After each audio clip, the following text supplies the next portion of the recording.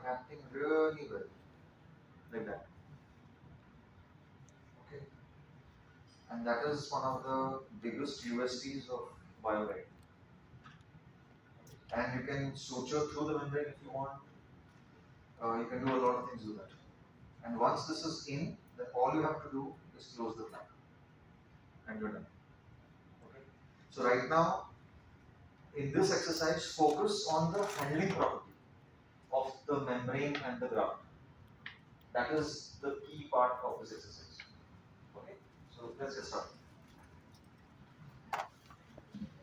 Sorry, one other thing I just mentioned while we are at it is this is. Can you zoom out a little bit?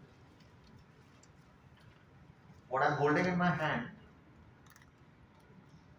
is called the Micros Bone Scraper.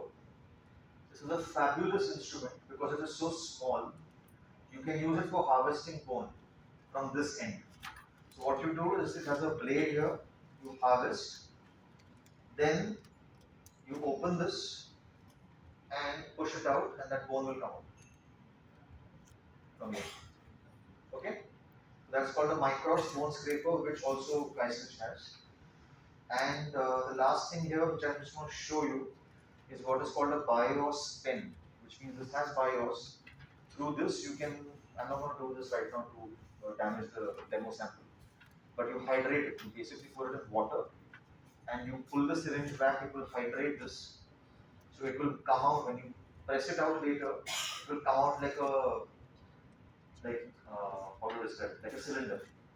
The BIOS particles will bind together better and they will come out like a cylinder. Okay.